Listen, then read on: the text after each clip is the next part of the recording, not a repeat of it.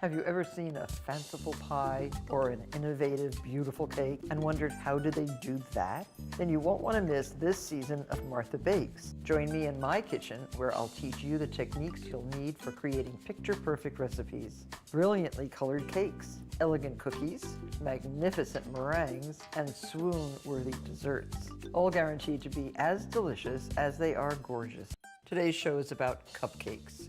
Whether they're buttercream swirled, ganache glazed, or marzipan garnished, beautifully decorated cupcakes brighten everybody's day. And today I'm going to share some that are guaranteed to taste as good as they look. Starting with orange curd cupcakes, brownie cupcakes with sugared pansies, and sunflower and ladybug cupcakes. Plus, Emily Archer is here to share her technique for creating cupcake toppers that are sure to please. All today on Martha Bakes. My orange curd cupcakes burst with bright citrusy flavor from the swirled vanilla buttercream frosting on top to the curd filling within. But what really adds the perfect finishing touch is the orange chip on top. So start with the dry ingredients.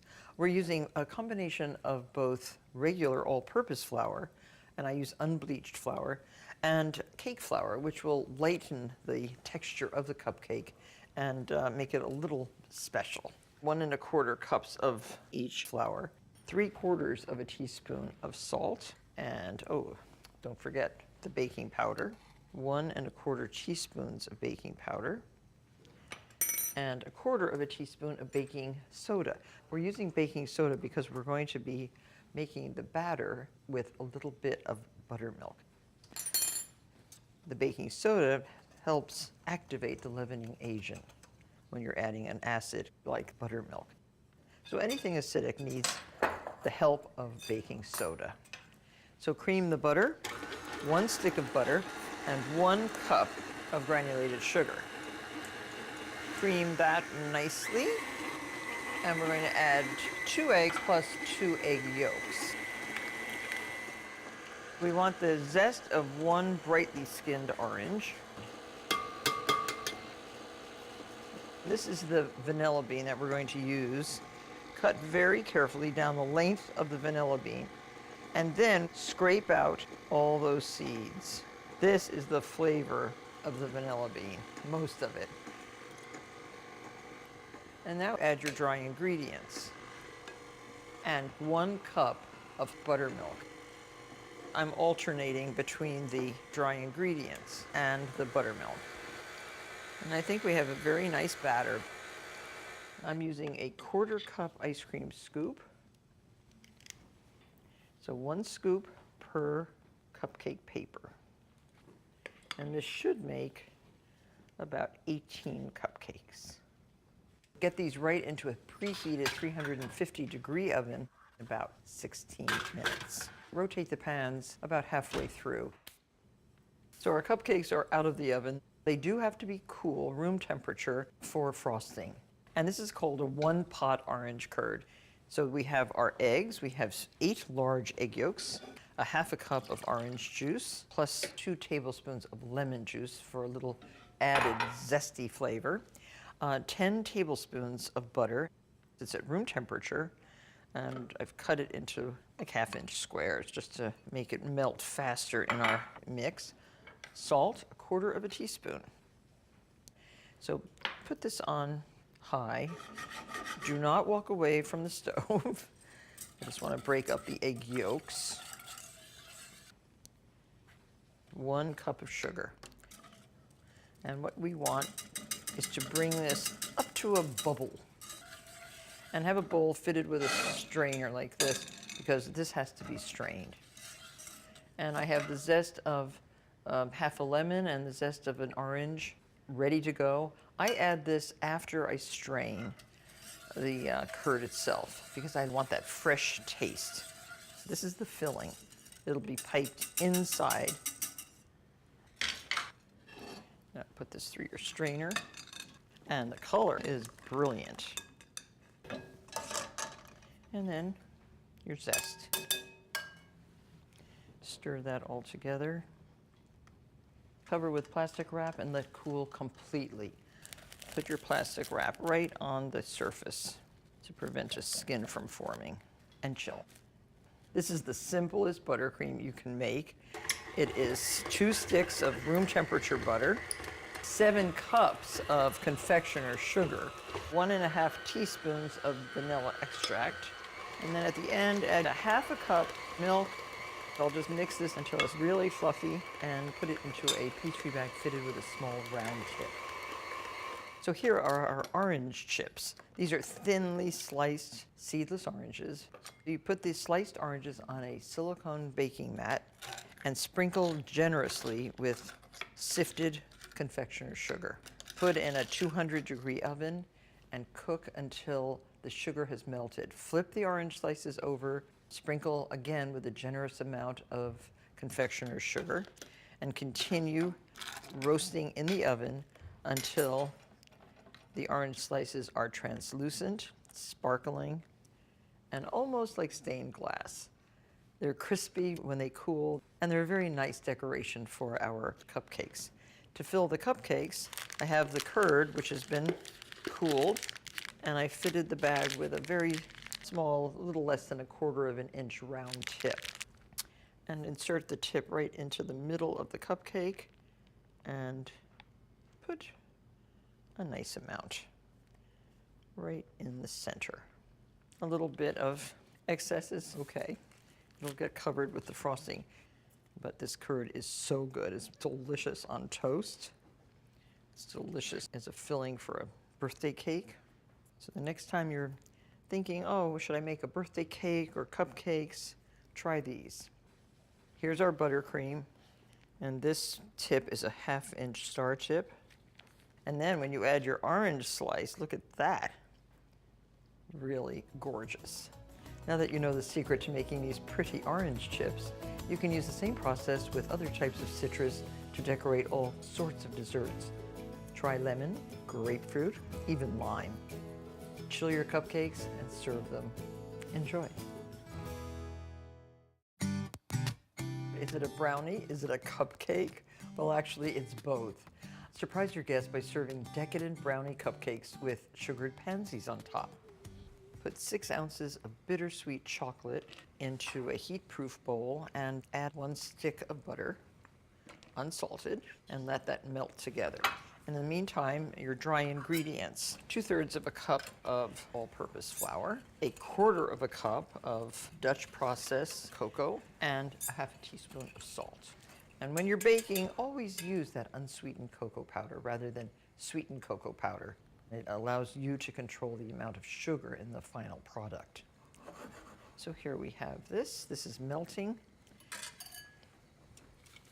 It melts rather quickly over a pot of boiling water. You can turn off the heat and add 1½ cups of sugar. And now we want 3 large eggs. These get put right into the chocolate, and then you can stir this into your dry ingredients.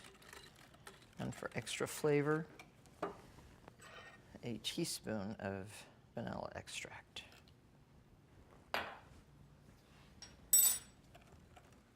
Now I suggest folding in your dry ingredients.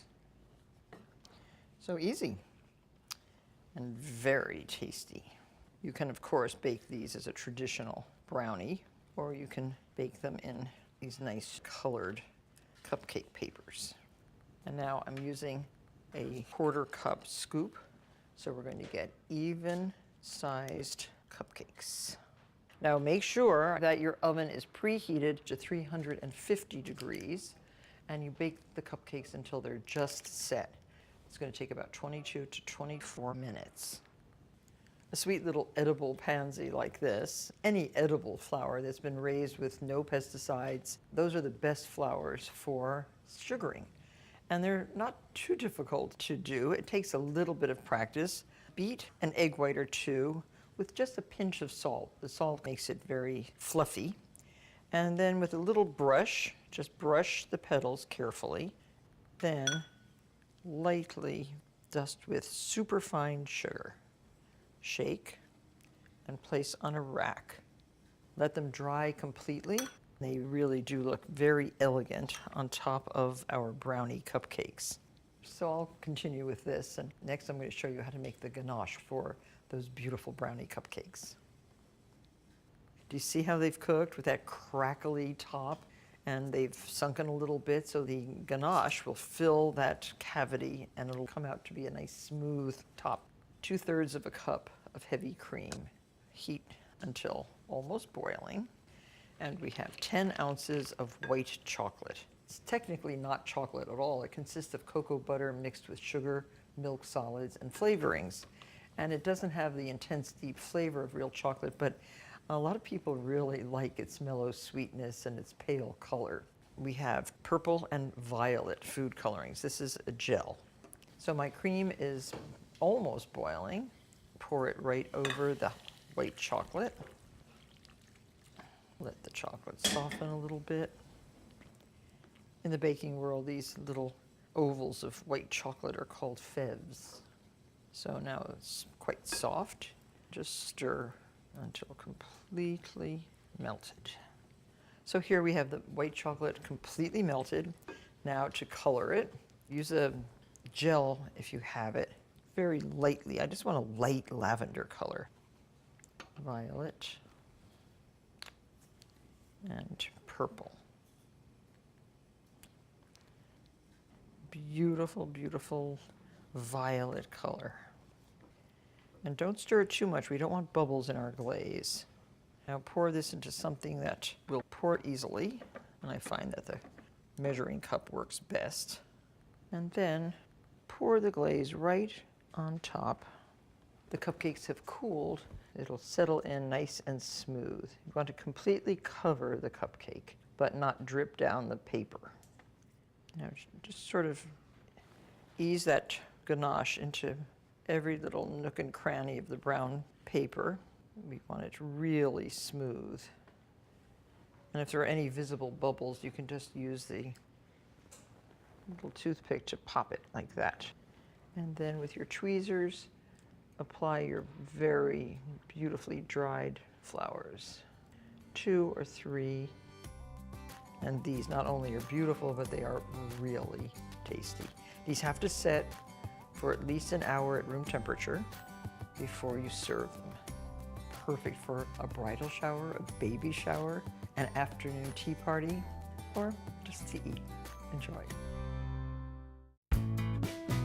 These are sunflower and ladybug cupcakes, and we're using the same cupcake recipe without the addition of the orange zest as we did for the orange cupcakes. And for the frosting, Swiss meringue. It's a good choice when you're piping. So you start with 5 large egg whites, heated over simmering water. Add your sugar, 1 1/4 cups of granulated sugar. By heating the sugar in the egg whites, you dissolve the sugar and you induce the egg whites to beat up into a more beautiful, shiny meringue. So now the egg whites are warm. You can remove them from the bain-marie and fit the bowl right onto your mixer. Add a pinch of salt and start to beat. While this is beating up into a beautiful froth, make sure you have 4 sticks of butter, room temperature. I'm adding 1 teaspoon of vanilla extract into the egg whites. Start at a low speed, gradually increase the speed until you get a beautiful shiny meringue. This will take a few minutes. So now when I touch the bowl, it's much cooler. And you can add the butter bit by bit. Very nice consistency. And now we're going to tint this a beautiful grassy green. So add a little to start of the green. I want to make it look like grass. A little bit of yellow. This is lemon yellow. Lemon yellow will help turn a bright green. And if it starts to get a little bit soft, just put your bowl in a bowl of ice. This will help firm it up. Better to start off light than add too much food coloring and get the wrong color. So I'll just keep stirring and mixing until I get the exact color of green that I want. So to decorate, well, use a tip 233. It's like multi-holes, very fine. We want a nice green grassy lawn for our ladybug. Do this all over the top and the sides. Does it look like grass? I think so. Bright green. But look how cute. Then a charming little ladybug perched amongst the grass. Look how sweet. And then chill these so that you don't let that beautiful green grass get too soft. And the kids will be squealing for more ladybugs. A very sweet way to decorate a very tasty cupcake. So now, if you'd like to know how to make those sweet little ladybugs, use some marzipan. It is a sweet paste of finely ground almonds, confectioner's sugar, and either corn syrup or egg whites. And you can just knead food coloring right into the marzipan. We've colored this with some red food coloring. Take a small amount and I roll it. Ladybugs are kind of round. Divide the back with the back of a knife. A little chocolate chip will do as the nose of the ladybug. And the spots, little chocolate pearls. Just stick them in. There's your little ladybug. So you can make them very quickly and stick them right on top of your grassy mounds. So now, sunflowers. Sunflowers come in lots of different versions of yellow and the beautiful centers. So I thought we would try to make a naturalistic looking sunflower by combining in a pastry bag both some chocolatey brown and bright yellow frosting. So the bright yellow, and we've colored it with the gel food coloring. Put this around the outside of a pastry bag. And then the center can be filled with the chocolatey color. More yellow than chocolate. We've experimented with duotones before, and you always get something a little bit unexpected and beautiful. And this is fitted with a leaf tip. And you go all the way around the outside. And this goes very quickly, and the cupcakes look really good. So here we have some of the chocolate coming out. But this is for a nice late August, early fall party when you want to serve cupcakes that look like the flowers in your garden. So to decorate, to make them look like sunflowers, a little mound of these chocolate-covered sunflower seeds. And what an unusual combination. And what a surprise that you're actually eating sunflower seeds on a sunflower cupcake. So pretty, so effective, so unusual, and not too labor intensive. You can have a lot of fun decorating cupcakes. Let your imagination guide your way. My next guest's culinary talents are not new to me. In fact, she worked for Martha Stewart Living for the past 4 years while she pursued her love of cooking and cake decorating on the side. And they were always so meticulously beautiful. Emily Archer, welcome to our show. Thank you so much. It's very nice to have you back here. What drew you to baking in the first place? So I have really always had a love of everything sweet. And a love of details and a love of really making things pretty. So baking was a really good fit for all those three things. I also love making people happy, and there's really no better way to make friends than giving them cakes or cupcakes. Yeah, especially gorgeous ones, the way yours look. Thank you. So cupcake toppers, why? So they are a really great way to add a personal touch to cupcakes that isn't necessarily frosting based. They're also great because you can make them very far ahead of time. So this is a round of fondant that is then embellished with a drawing of some sort. Mm-hmm. So what we usually do is just roll this out. It's great to use these things that are called dough rings because they help make sure that your fondant stays in equal thickness. Yes. So we have examples of the other thicknesses that you can do here. I'm going to use a fairly thin one, so it sits nicely on top of the cupcake. So when you're rolling out, you can really see that it's going to stay the same thickness all the way across the board. Well, those spacers are great for pastry. They're great for a lot of things. Exactly. I use them a lot on my pie dough to make sure that it stays the same thickness, and also on my cookies.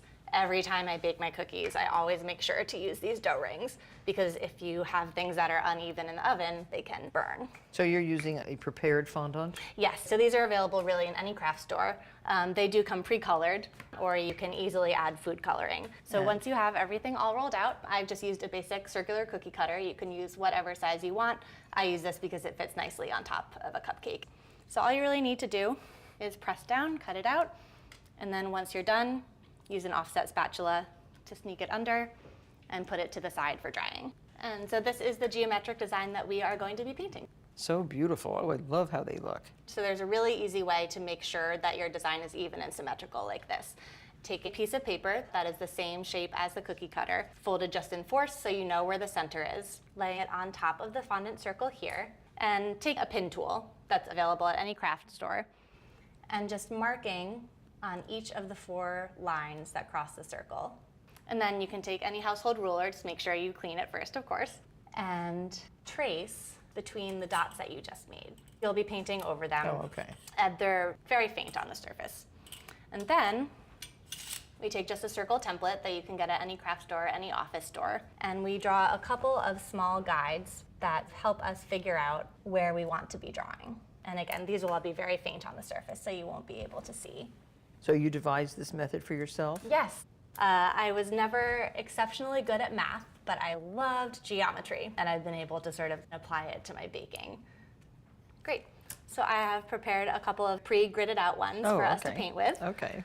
So what we're going to be painting with is a mix of gel food coloring and vodka. The reason we use vodka is because fondant essentially can be dissolved by water. So if you want to add something to food coloring to get sort of a more beautiful watercolor effect, you want to add something that will evaporate. So how much vodka? Is it good vodka? Does it matter? It doesn't matter. It's not very high quality vodka. Okay. So use an eyedropper to put just a drop into one of these wells. And then we can put 2 or 3 into another one. And this technique really ends up being a great substitute for watercolor because it's the same basic principle. The more water you add to watercolors, the lighter the color gets. And here, the more vodka you add to the food coloring, the lighter it gets. So we can take our small brushes here and just add a little bit to one of the wells that has the smallest amount. That's our darkest. Vodka in it. Exactly. And then we can add a little bit to the well that has more vodka in it. If you don't want to use vodka, you can use baking extracts like orange or lemon because it has the alcohol content but isn't strictly alcohol. So what we're going to do, we're going to take our darkest blue and we can color the inside circle that you see here. And that's going to be this dark center that you see. And the nice thing about this is that if it's not perfect, it just looks even more like a handmade tile. Mine looks extremely handmade right now. So does mine. Then we take sort of the same darkness and starting from the center and working outward, and then you basically repeat that all the way around.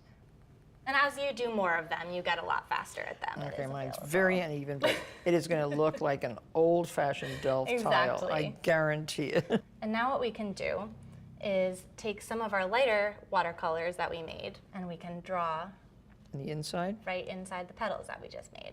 Fantastic. All right, well, I'm going to finish this later, and I'm going to hide mine. Mine goes away. It's embarrassing, but I understand that I need practice. So as you can see, cupcake toppers are a wonderful way to customize your next batch of cupcakes. Emily, thank you very much. Thank you. And thank you, audience, for watching. I hope you'll join me for the next episode of Martha Bakes. Dab a little frosting on a flower nail to secure a small rectangle of parchment paper. Using a large petal tip, hold the bag at a 45-degree angle and pipe 3 petals, overlapping each by 1/2 to 3/4 of an inch. To create the look of a stamen, sprinkle poppy seeds in the center of the poppy. Chill until firm, then transfer the poppy to the top of a cupcake to create the finishing touch.